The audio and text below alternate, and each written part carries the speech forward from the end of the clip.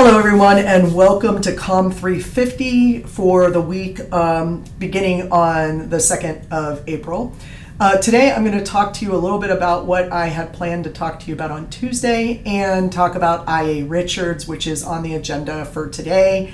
And then I will introduce you to your reading for next week, which is Kenneth Burke.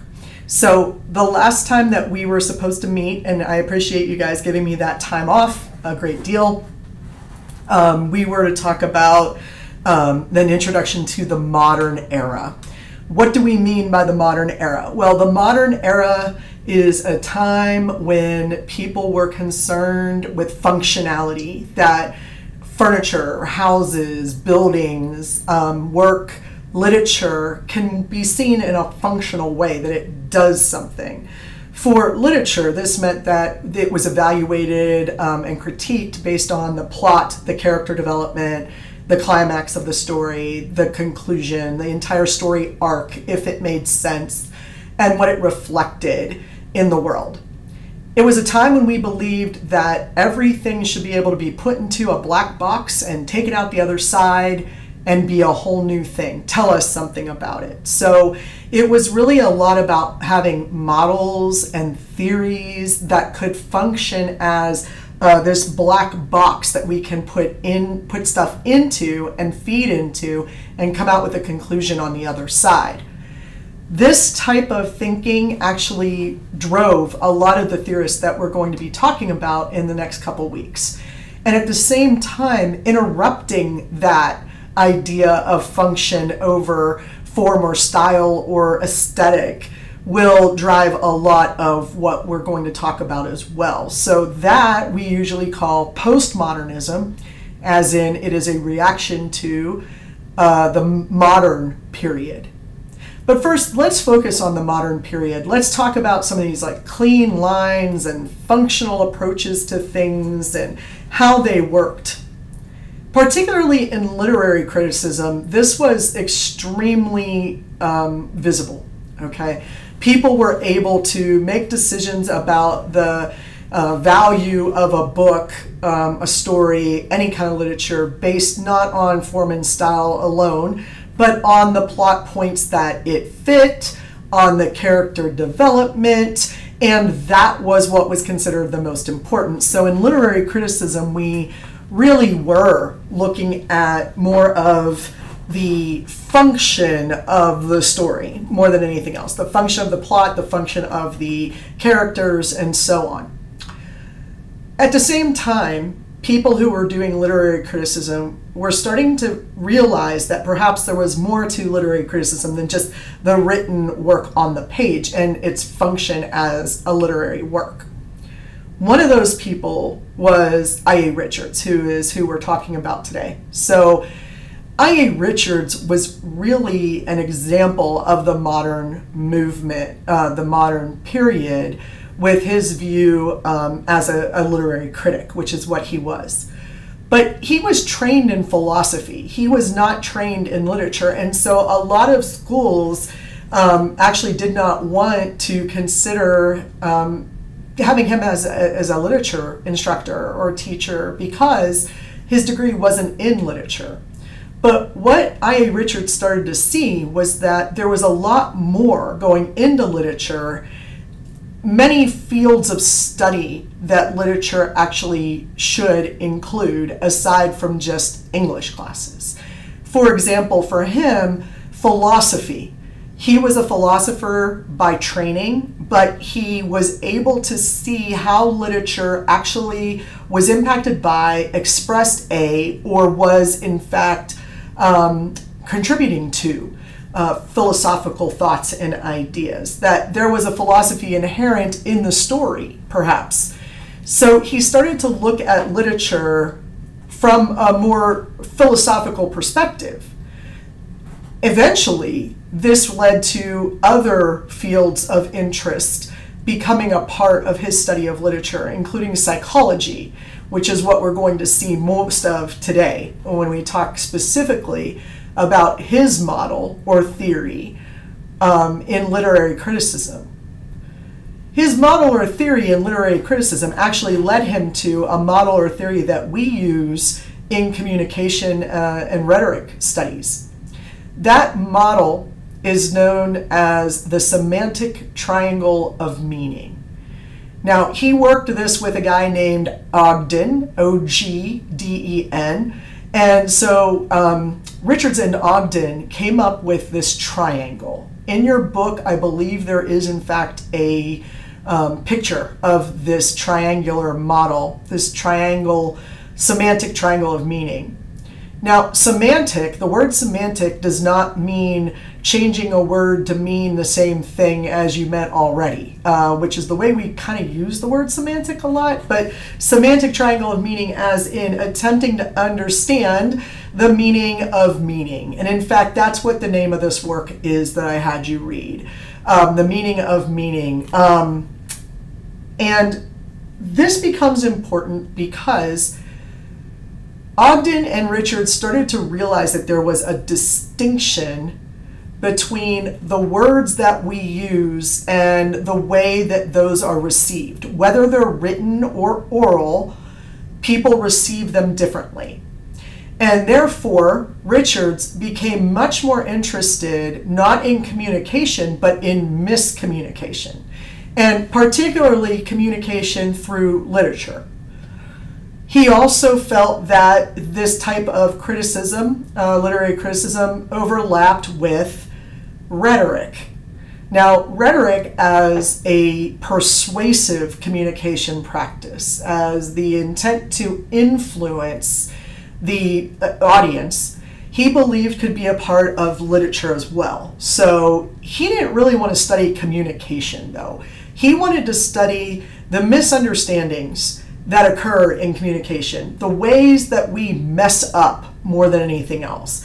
When he and Ogden developed this semantic triangle of meaning and saw this model, and I hope you can find it in your book there for yourself, when he was looking at that model, or when he developed that model, he found that he actually wanted to learn more about miscommunication than about communication. So he was not focused on communication proper, he was focused on the way that communication fails, or miscommunication. So what is this triangle of meaning? Well, the three corners of this triangle include the symbol, or what is known as the word commonly, the referent, or the object or subject of what the word is representing, and then the reference, or the thought that a person has surrounding that word. Their feelings towards it, their feelings about it. The example that I used in class today was that I hate when people say trigger word, like that's a trigger word for me, because what most people don't think about, in fact I think almost all people don't think about, is that the word trigger is a trigger for me. Why? Because when I hear the word trigger, I think of a gun.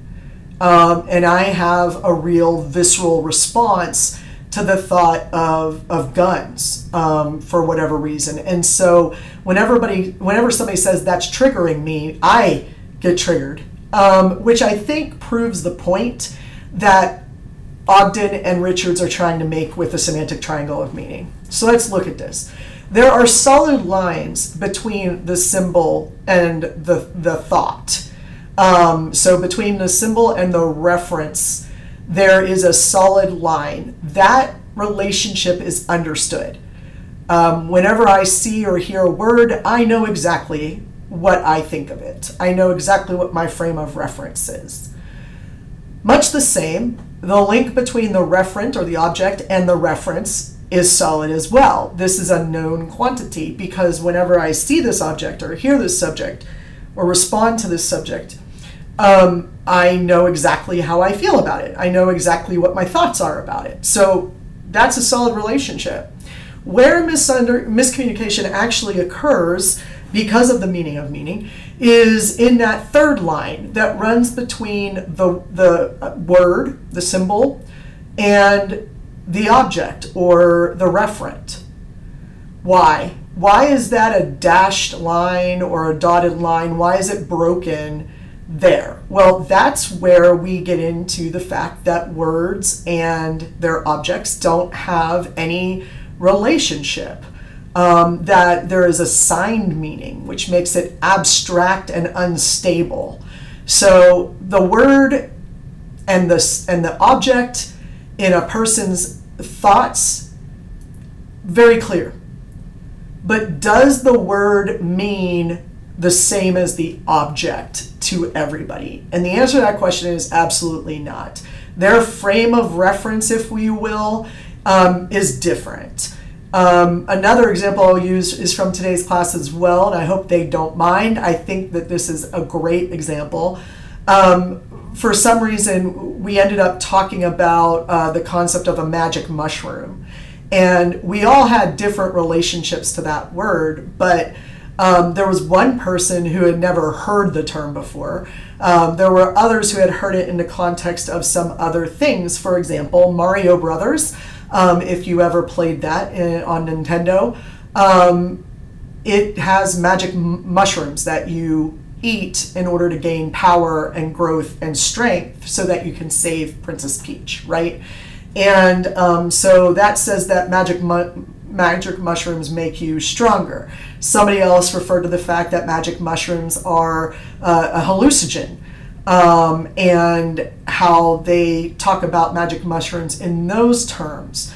Magic mushroom to me is all of these things. I could make every reference to it that we talked about today in class. And so whenever somebody says magic mushroom, we all have different contexts, different frames of reference for that word, and for that object or that idea or that concept.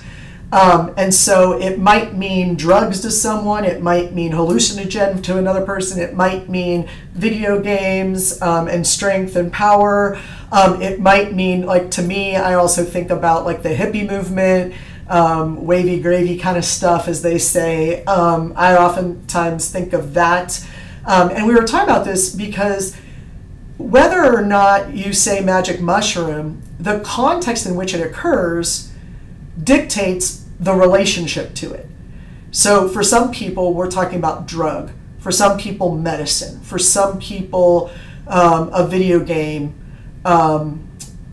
piece or function. For others, reflective of a time period. Still others might have different frames of reference for it, right? So these multiple ways that a word has a relationship to the object is unstable. We don't know directly what the relationship is. Now, there was somebody who mentioned this previously, and that man's name was John Locke. You might remember that he said one of the 4 problems with language is that there's no natural relationship between a word and its object, which is pretty simple. What was his solution to those problems with language? His solution was purification. Well, Richards and Ogden proposed the same thing. Purification of the language. Get it down to 450 words. If you're a creative writer, I think you get like 600 or 800. I don't remember. But if you were just learning the language, just working with the English language as is, we should get it down to 450 words that we all agree on the meaning, and that will help us understand each other. That will decrease miscommunication, if you will. It will help us effectively communicate, both or in whether we're talking about that philosophically, practically, rhetorically, and so on. But what we really get in this triangle is a recognition that there's a psychological impact, and perhaps the words are indicators of psychological issues, or later on, we don't study these people here in this class, but I studied a couple of psychoanalysts who referred to language as the symptom of a problem. And so whatever word that we used sort of indicated where we were, how we thought, what we were feeling. And then, of course, Richards brings that back to words create certain feelings and certain meaning inspired in the individual mind. So when I'm reading a book, I'm having a psychological response to it in some way. Whenever I hear, it was the best of times, it was the worst of times, my brain suddenly goes to a rainy London alleyway. It's a thing, because of course that is A Tale of Two Cities, the start of A Tale of Two Cities. I say of course, but you might not have known that. There would be no reason to. But the first line, the first two lines, I guess, of A Tale of Two Cities was it's the best of times, it's the worst of times. And so my brain automatically kicks into this image I had when I read the book.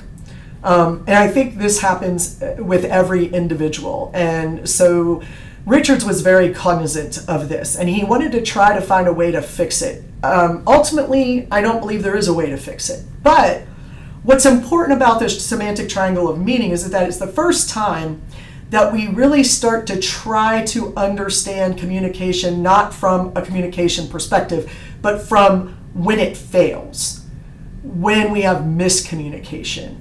Is there a way to fix it, coming at it from that direction? And we're going to have some people who play with this idea of the lack of a relationship between a word and its object. And we're also going to have some people who talk still about communication as if it's a direct line, a straight line from speaker to audience. But of course, we will be looking at different models for studying those relationships, and theories and ideas.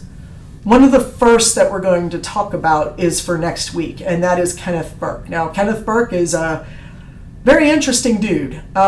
You will find that he has some interesting thoughts, but his life was also very interesting. I have scheduled 2 days for his readings. We are going to be introduced to not just 3 new theories, but a whole paradigm of thinking about how Burke's thinking was, because we have to dig deep into him. But he was also a literary critic, wasn't necessarily considered a rhetorical critic or a rhetorician. So that's where we're going to dive in for the next week. What I need you all to do is to make sure that you read for next week so that you'll understand my ramblings next week, because Burke is what's the word I want to use? Sometimes confusing, but we'll hopefully clear it all up. And reading him is much more enjoyable, I think, because he really relates to the audience, to us, in a very real way. So that's it for today. Modernism, I.A. Richards and Ogden, and leading us into Kenneth Burke for next week. So read up. Let me know if you have any questions. I'm still working on grading papers, so if you haven't gotten your grade yet, sorry, I'm working on them. It's slow going, but I'm getting there. I believe I have until tomorrow to finish them, at least, if I'm going to meet that 2-week deadline I always talk about, but I won't promise that right now. I will say that's what I'm aiming for still. So I'll be in touch. If you need anything, let me know.